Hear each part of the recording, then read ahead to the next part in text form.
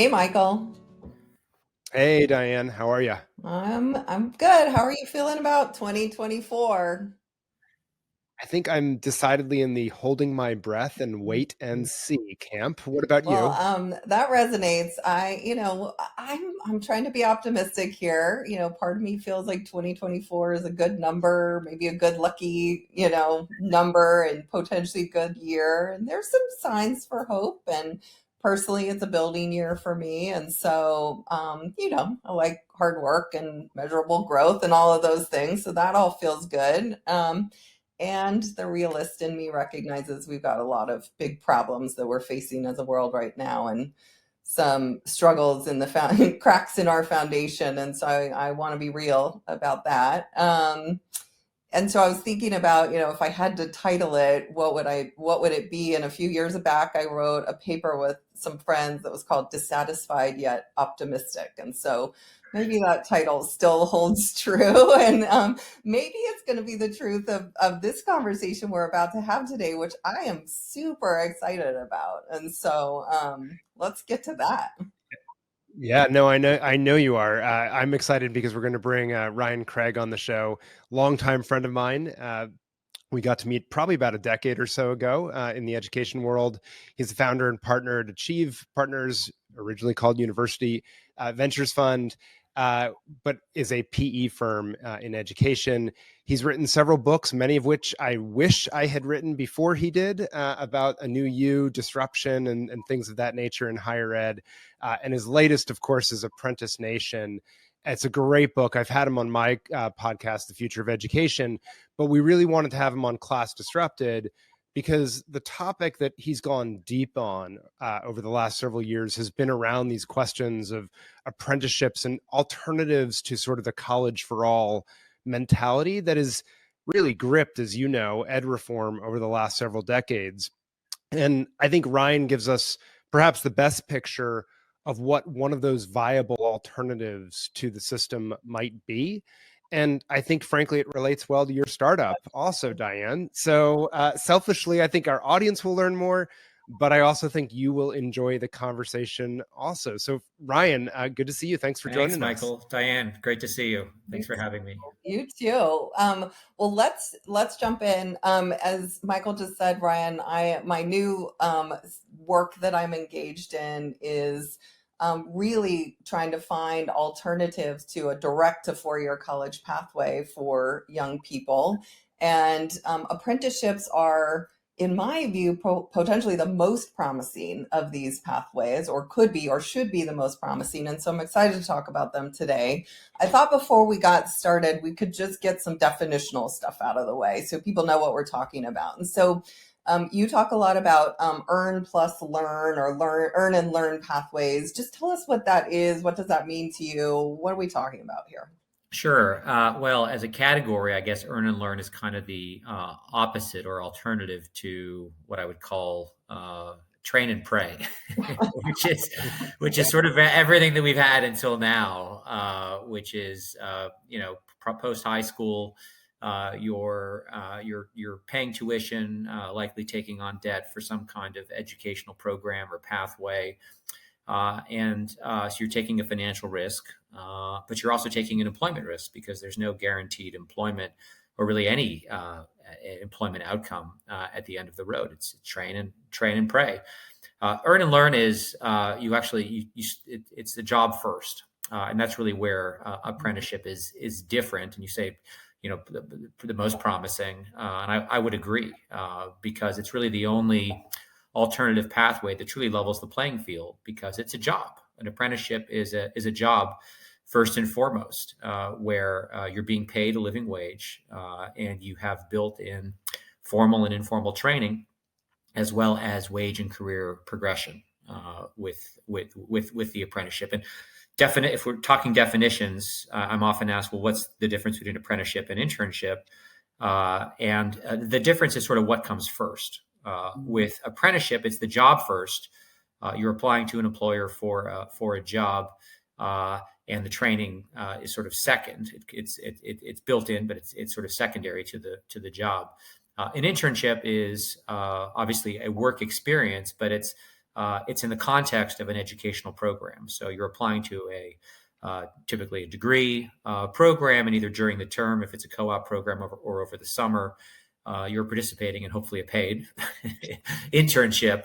And then you go back to your educational program. So it's educational program first, job second. But really, unlike apprenticeship, there's no sense in which, it's rare, where the internship sort of automatically becomes a sort of full-time Yeah. job with a career, whereas apprenticeship, that's exactly what it does. Apprentices don't finish their apprenticeship and then sort of go somewhere else. They just continue with the company as a regular old employee. Yeah, that's so helpful. And today we're going to focus on apprenticeships. And so can you just give us a sense of like where are we in the US right now with regard to apprenticeships? I think a lot of people have some understanding that or sense that in Europe this is a big thing, lots of apprenticeships and apprenticeship model. But where are we in the US? Well, you'd be correct. We're last. We're last. In the apprenticeship league tables, we are last.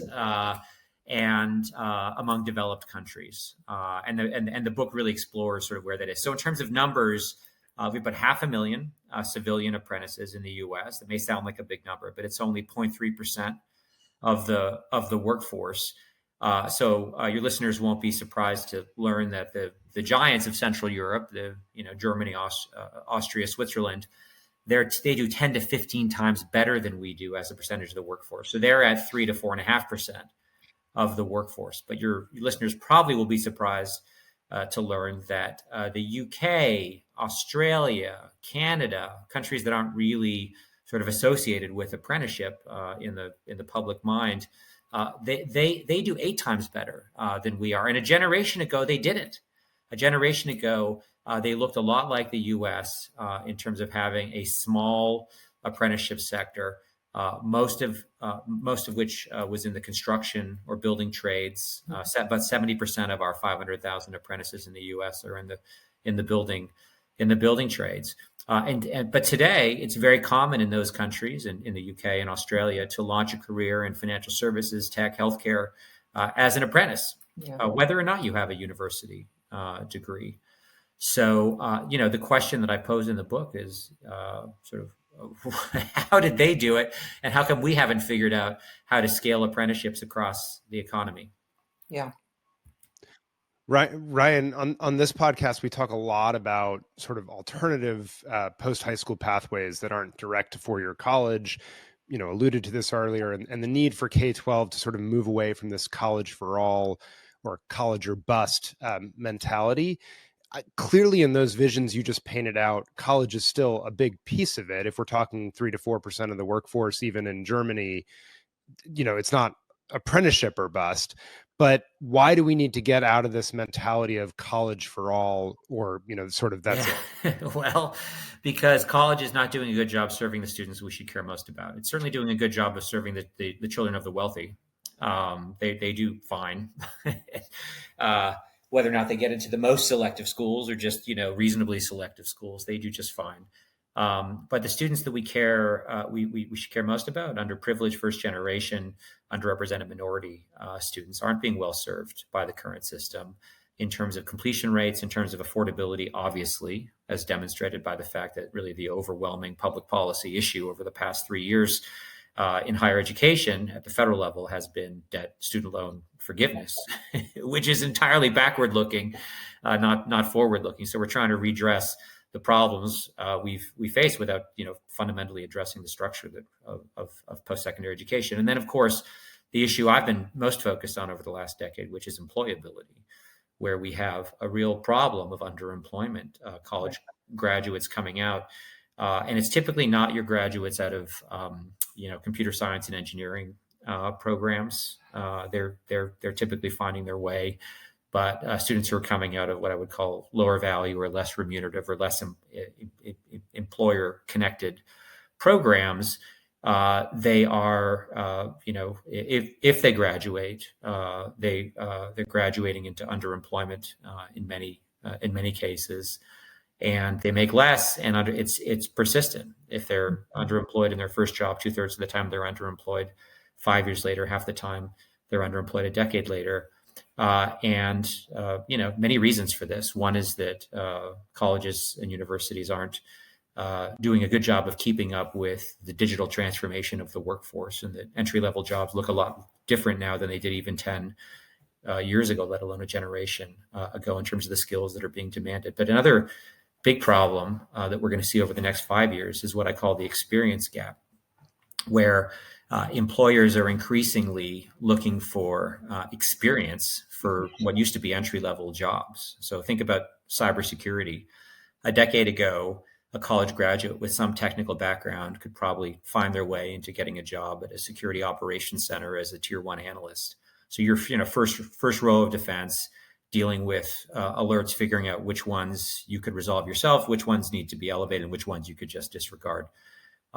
Today, that job has basically been automated away, and the lowest level jobs in the security operations centers are what used to be tier 2 analysts, which demand a CISSP certification, which is 3 to 5 years experience. So the idea of an entry level job in cybersecurity is kind of an oxymoron. And my concern is that generative AI is going to do to every entry level job what automation has already done to cybersecurity, where, I think back to my first good job as a consultant, where I spent, 35 hours a week building PowerPoint presentations, and no one is going to want their, entry level consultant spending 35 hours a week building PowerPoints anymore. If you're going to maybe spend an hour a week and let, ChatGPT do the work.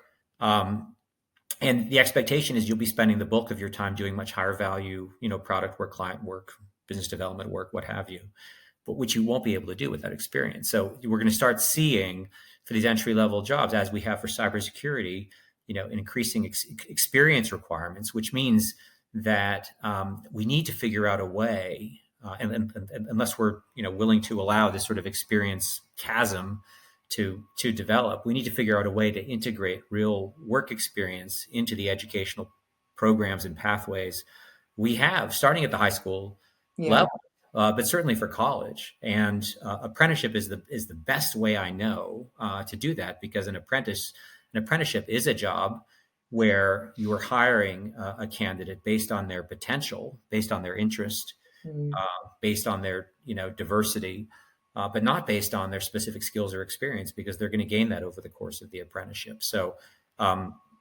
it is the most promising, but it's going to be increasingly important and promising for that reason, as a strategy for bridging this experience gap that we're about to see.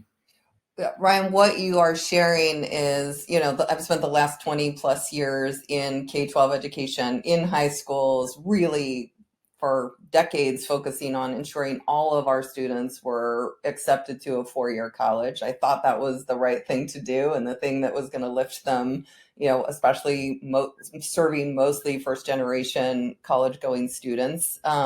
And then what you described is what we started to see in our own data, that if they made it through, they were underemployed on the back end. They were carrying significant amounts of debt. And depending on what program or major they went into, it really mattered whether or not what their prospects looked like outside. And many of these students don't have the social networks to gain the experience that you're talking about as being so valuable. And so I guess one of the questions I have as a recovering College for All K-12 educator is, what do you think people like me should be doing right now in the high school space? Right.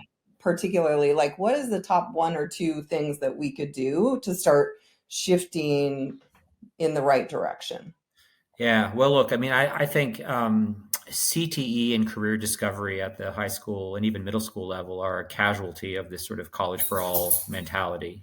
We've really allowed it to wither on the vine. I did a piece a couple months ago about the fact that, the sort of AP honors industrial complex with its, higher GPA, if college is the only pathway, you sort of have to take those courses. You have to take that path, which leaves, no room for, CTE kind of withers on the vine in that case. So, but I get it, right? If there aren't alternatives to 4-year college, then what's the point of career discovery at the high school? So it is sort of a chicken and the egg problem. I'm very focused on how do we build out that, post high school infrastructure of earn and learn pathways, so we can kind of get to where we are in the UK now, which is, this last fall, for the first time, graduating high school students in the UK could look at the UCAS portal, which is kind of the common app of the UK, and see listed alongside all the university programs, all the apprenticeship options. It's in one portal, in one place, and they can look with their guidance counselor and they can say, okay, here are some real earn and learn options that I might pursue. Here are some tuition based options I might pursue. So that's the ultimate goal. But I think beginning to work on CTE and career discovery. I did a profile of the superintendent in Winchester, Virginia, that Ted Dintersmith introduced me to, who is doing an incredible job of really elevating CTE and almost making it mandatory that every student has to pursue a CTE pathway. And so that I think then will, that's on the, we need to prime the pump both on the supply side and the demand side. So Right. we can do that at the high school level. So Ryan, I want to stay with that just for a moment, because I think part of the narrative that we often hear when people are skeptical of sort of the non-4-year college pathway is, and I can't count the number of times I've been on a panel with college presidents, of course, being the ones to say this, of saying, well, the people that are clamoring the loudest for alternatives to college are those who are going to send their kids to college. And so they have this real skepticism that sort of it's for them, but not for me. Why are you relegating them, if you will, to something lower? In Apprentice Nation, you make a pretty compelling counter argument around the data on this, but I'd love you to just walk us through that a little bit more. And part of this, I acknowledge, is we only have 500,000 apprenticeships in this country.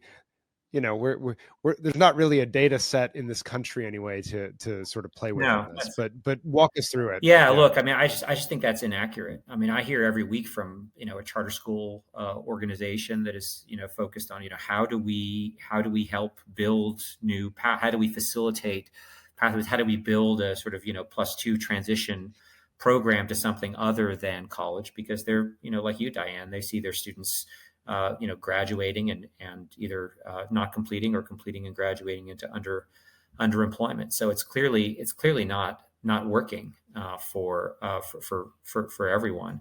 So I just don't buy that that argument. Earlier this season, we had Todd Rose on the podcast, and a lot of his research is showing that you are not alone, that students, families, and in fact, most Americans actually believe in earn to learn options. They want education to have a tighter connection to work. They actually care about career and work, and they want education to be a means to that end versus an end in and of itself, which is sort of how it is evolved to be positioned. And as we both said multiple times now, apprenticeships are sort of the most compelling model of this. And so I'm curious, they're not very prevalent yet. And so I'm wondering what we can do about that. And I also just wanted to tell you about an experience we had. We had a group of interns in my new company. And so we actually asked them to do this little experiment. They're high school students. And we gave them 100 apprenticeships in California that theoretically they should be eligible for as they graduate from high school. The apprenticeships are open to 18 plus. And we asked them to try to figure out how they could apply to and if they had a chance at these apprenticeships. And so of the 100, it was mind-boggling. These websites, this is not a friendly process at all. They go to the website. There's usually a phone number or an email that they have to call or email, just a cold email that they have to send. So they email, 100. They only get responses from a third of 100. Out of 100, 30, only the 30 responses, and many of them were redirecting them back to, look at the website, which is circular because the website says to email these people.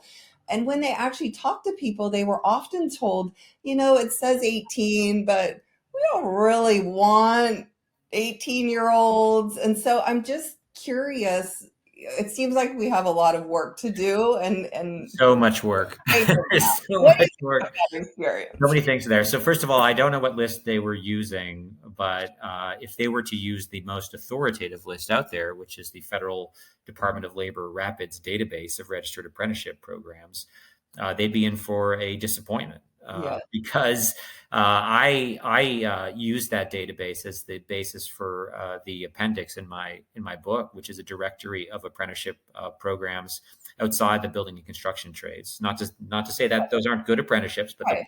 the point of the book is we're actually doing okay in the building trades. How do we expand apprenticeships beyond the building trades? So there are about 6,000 apprenticeship programs in the U.S. In the Rapids database that are not in the construction trades. And so I asked the question, well, how many of those are actually real? Meaning where I could apply for a job as an apprentice tomorrow and I'd be considered because they're actually hiring apprentices. And so we went through that whole list, and of those 6,000, only 200 are real.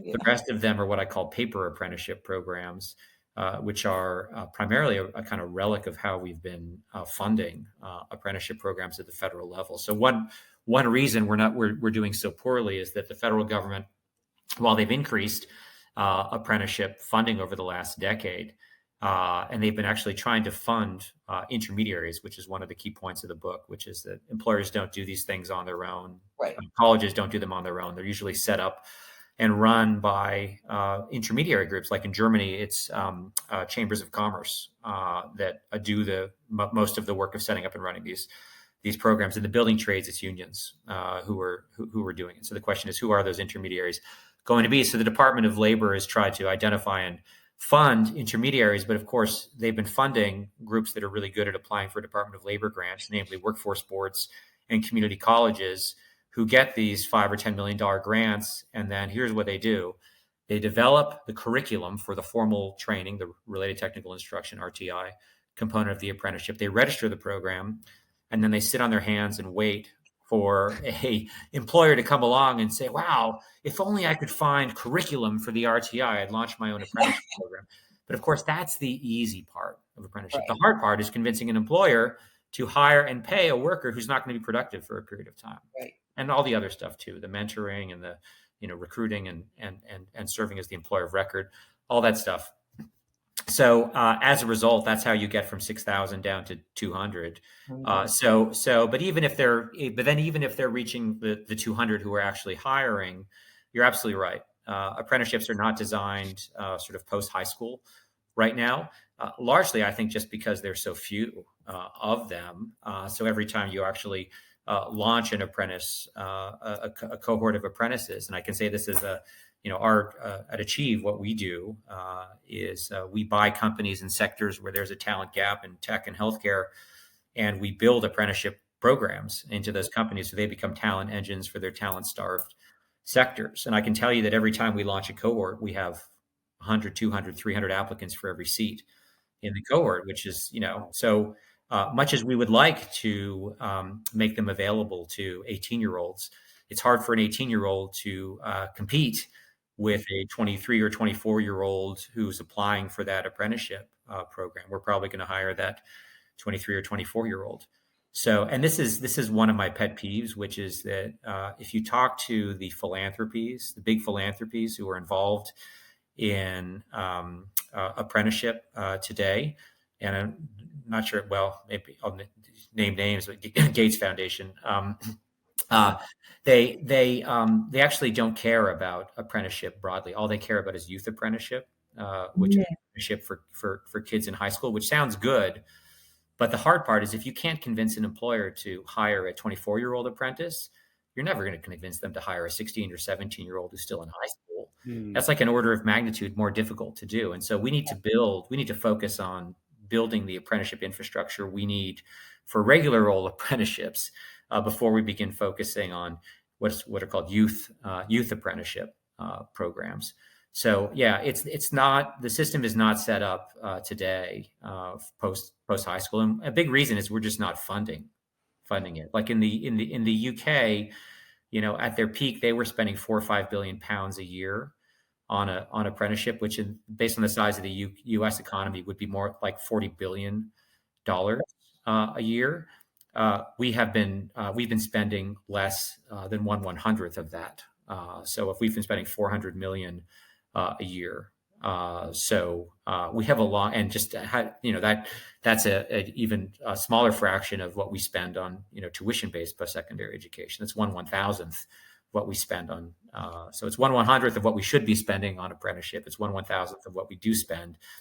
And if you compare the funding that an apprentice receives, the public funding that an apprentice receives compared to a college student, for every dollar of taxpayer support that apprentice is receiving, a college student receives $50. Wow. So those ratios are just way off. Every other developed country is like an order of magnitude or more. In the UK, it's 2 orders of magnitude higher on earn and learn and apprenticeship than we are. And what does that do? Well, it makes a big difference because it allows intermediaries to market and sell apprenticeship programs to employers, which is what's needed. So in the UK, you have apprenticeship service providers like Multiverse, who can go to big companies and say, we'll set up and run an apprenticeship program for you, and it's totally turnkey. All you need to do is put this apprentice on your payroll at the reduced apprentice wage. And that sounds pretty good, but everything that Multiverse does is covered by the government. Here, Multiverse does the same thing. When they go to a U.S. employer, they say, oh, but it's going to cost you $15,000 per apprentice in program fees because there's no funding associated with apprenticeship. And so you may say, well, what about the 400 million that we're spending? That's not going to intermediaries like Multiverse. It's going to community colleges and workforce boards who aren't currently building apprenticeship programs. So, we part of the problem is that we viewed apprenticeship as just another workforce development or training program. And we've lumped it in with all these other training programs, most of which are pretty ineffective. And other countries don't do that. Other countries have a separate funding mechanism for apprenticeship because they recognize they're different. They're jobs first, and they start with an employer willing to hire an apprentice. So there's just a lot. That's a lot of what the book is about, is sort of policy fixes for this. Unfortunately, a month after the book came out, the Department of Labor came out with their fancy new apprenticeship regulations, which is 800 pages of new hoops that employers would have to jump through in order to register an apprenticeship program, with no incentives whatsoever to do so, which is just the opposite of what needs to happen. We need to streamline apprenticeship registration, focus on the things that matter. Is it a good job? Does it have career progression associated with it? And actually provide funding for it.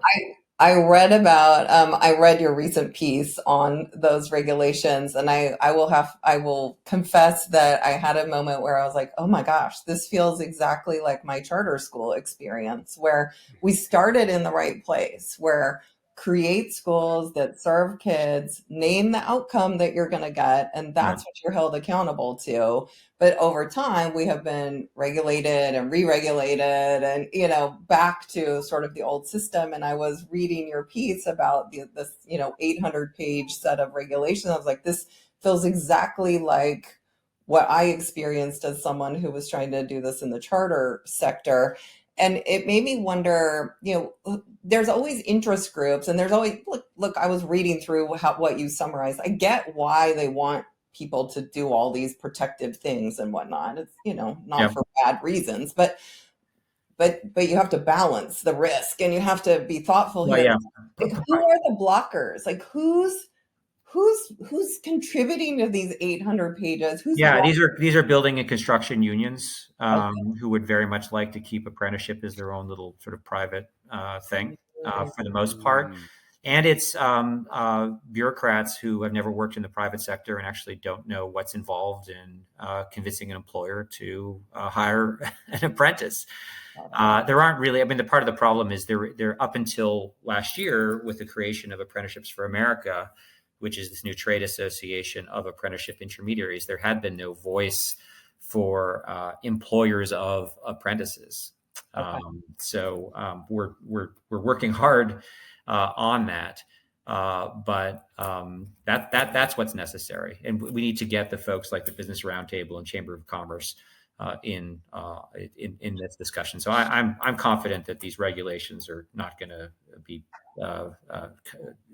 have the force of law as currently proposed, but we're just going the wrong direction. There's a lot of work to do here, and it's so important to think of a country where we could have as many earn and learn options as we have tuition based options. I think that it's a big reason why we have such social and political sort of discontent.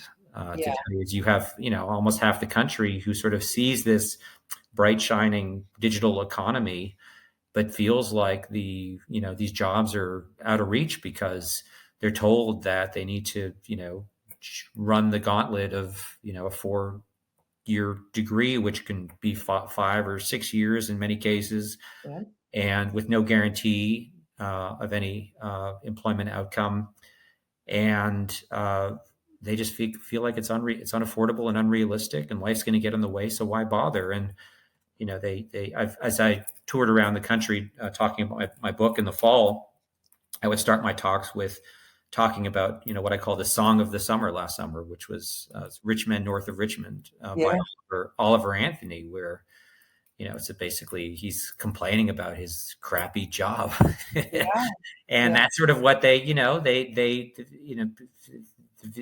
only jobs available are these bad jobs that are breaking my back with no career progression available, and we need to address that. I mean, it's such an obvious political benefit for the Democratic Party. I don't understand why the Democrats don't become the party of earn and learn and apprenticeship. They believe they're not going to lose support among the university educated at this point, but we desperately need to support, and it's obviously that's where the other side is getting their momentum from. Let's stick with employers for a moment, because what I'm understanding is the financial incentives are not there for them the way they are in other countries right now, at least, and we need to work on that. So what are their incentives to create and grow apprenticeships? How do we pitch this to them? No, I mean, there are none really today. It's just all cost, with the potential long-term benefit of beginning to develop a proprietary new talent source. But if you look at where apprenticeships are, where they exist today outside the construction trades, if you look at my directory of my book, many of these are subsidiaries of Swiss or German companies where they've just been instructed by the head office to launch an apprenticeship program. But again, there's no funding associated with, like, technically you can go to your local workforce board and apply for funding once you're a registered apprenticeship program, and then you get on the state ETPL list. But it is a 3, 4, 5-part process with no guaranteed outcome and very limited funding as a result. So most employers don't bother. So the way other countries have done it is you incentivize these intermediaries, you fund them, you provide formula-based funding, so they know every apprentice hired and trained, they get paid for it. And then you have, in the UK, you have this ecosystem, this very robust, healthy ecosystem of 1,200 intermediaries that are in the business of running around, knocking on employers' doors, saying, "Hey, would you like us to set up and run an apprenticeship program for you at no cost to you?" That's something that lots of employers can get behind. You won't find an employer in the U.S. that's sort of been similarly approach. And if they've been approached, it's it's going to cost them $15,000 program fees per apprentice. And so no, thank you. Or if they do, it's a sort of corporate and social responsibility initiative that is not going to scale. I was at a meeting at the U.S. Chamber in D.C. in the fall, and there were 4 or 5 Fortune 500 companies in the room, and they were bragging about their apprenticeship programs. And one of them said, "Well, we hired 4 cybersecurity apprentices last year. We hired 8."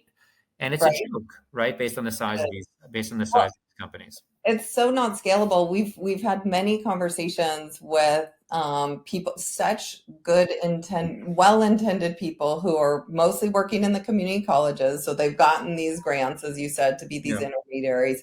They have one little teeny boutique program that they're personally passionate about. And they're like, this one person's running around trying to get employers to connect to their program. Like, it's a one-person shop. Well, we all know that academic institutions, including community colleges, are not sort of well set up as sort of sales and marketing organizations, which is what's required here. So we, almost a decade ago now, sort of we had this innovation that, like, we're going to connect this, last mile training with staffing companies. We began buying staffing companies, and that was sort of the start of our workforce strategy. But that works really well because staffing companies have, they're already in the business of supplying talent to hundreds or thousands of clients who can't find talent. And so now, why not, offer new talent, entry level talent as a product. So that's the mentality. I do think that there are some, we're going to see community colleges and perhaps even some 4-year institutions figure this out in time. Apprenticeships for America has a grant from Strata to sort of chart a path for community colleges to become what we call high intervention intermediaries, which are the folks who are actually actively selling apprenticeships and setting up and running turnkey apprenticeship programs for employers. So I do think we're going to see the ASU of, sort of apprenticeship, or, the WGU of apprentice. Like, I do think that will happen, but it's going to take a pretty sizable change from what these institutions do or are capable of today.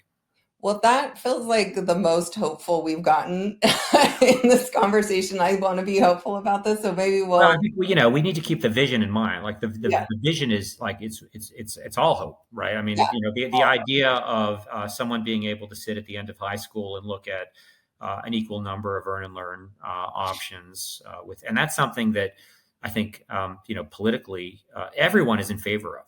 I don't care what your political, like, who's against that idea. So the debate is really about tactics. Yeah. Right. And I think most people would agree that the 800 pages of new regulations around apprenticeship is not the answer. Are not going to excite people. Not going to excite people to come in. New funding. So we haven't talked about California. So California, a year ago, launched the first formula-based funding for apprenticeship in the country. It's apprenticeship innovation funding. So you, as an employer or intermediary, you get $3,500 for every apprentice you hire and train. Period. It's a formula, and that's exactly what's needed. If you think about sort of how we've built our post-secondary education system, our tuition-based system, it's formula-based funding, right? The funding travels with the student. We need the same with earn and learn. The funding needs to travel with the apprentice. And that's part of what, I wrote last week, which is we have to start being so, I get it that folks on the left side of the aisle are obsessed as a result of the sort of, for-profit college scandals, and there were a lot of them, with making sure that not a single workforce dollar flows to a bad actor in the private sector. So I get that. But we are truly throwing the baby out with the bathwater if that's our primary focus here. There are ways in which we can safeguard enough and really begin to catch up with every other developed country here. Well, I love that note as a place to wrap, at least for today. Feels entrepreneurial and hopeful to me, and like it's possible and we know how to do it. So thank you for being in this conversation with us. I hope we get to come back and have it again and again because we're making progress. You can count on it. We are making progress. Whether or not, there's, I can tell you if not at the federal level, at the state level, there are a whole bunch of states who are interested in, making sure that 20%, 40% of their, high school graduates are, able to access apprenticeships. And, we're there, they have a willing partner on our side. That's awesome. Terrific. Should we do a quick wrap up with what we're reading or watching, if that works? Ryan, we're going to put you on the hot seat first, because being connected to Hollywood, you always have interesting movie and TV recs. So. Well, I can tell you what what I just finished reading, which Sure. is this book by Margaret Macmillan called Paris 1919: 6 Months That Changed the World. About what happened at the that led up to the terrible Treaty of Versailles in 1919, and sort of set the stage for the next century of conflict everywhere in the world. November 11th, if I recall, 1919 is the day. So that was a terrific book. In terms of talk about my wife is the showrunner or co-showrunner of The Handmaid's Tale, so that's why I live out here in LA. But we actually like very different things, which is why we get along so well otherwise. But I actually just discovered the Hulu series Fargo, which is terrific. I know lots of people have. I'm only on season 2, which actually I like even better than season 1. So I love the whole. I'm from Canada, so I love the whole sort of north central aesthetic. Feels very. I feel very at home. Love it. What about you, Well, Diane? I watched a movie this past week on a strong request from a friend because he wanted to talk about it, and it's called Leave the World Behind. It has some big star power behind it, so Julia Roberts and Ethan Hawke and Marshall Ali and even Kevin Bacon, and I'm sort of speechless. It's provocative for sure, and about where a warning sign to all of us, I would say, and like beautifully done in a lot of ways. Like a warning, like if we don't get apprenticeships right, what will happen? Exactly. Yeah. Exactly. That's where I'm gonna end mine, y'all. So I've been reading. You'll see where my headspace is for both of you. I've finished reading In Search of Anti-Semitism, which was written by Bill Buckley back in 1992. And then Barry Weiss, her 2021 book, How to Fight Anti-Semitism. Reading the Buckley book, I mean, Ryan, you were at Yale just after. I just want to say I saw Bill Buckley in 1992 at Yale playing harpsichord. He came to give a harpsichord, which is like nothing is more Bill Buckley than that. Like I'm going to come to Yale, but I'm going to play the harpsichord for the undergraduates. Nothing is more so. But I was just the echoes from 1992 to what we hear now were just crazy to me, because Buckley's book was sort of anti-Semitism used to be the domain of the right. We've been chasing it out, and here comes the left. There's growing presence on college campuses and among faculty. There's questions about what constitutes it. How does Israel fit in? What's fair criticism? What's not? It's very interesting. And so it's all widened my thinking. But I guess I would say maybe Earn and Learn is a way out of those conversations to something that actually helps individuals make progress. And so that's my hope for the new year, for all of you listening. And Ryan, thanks for joining us. And for all of you listening, we'll see you next time on Class Disrupted.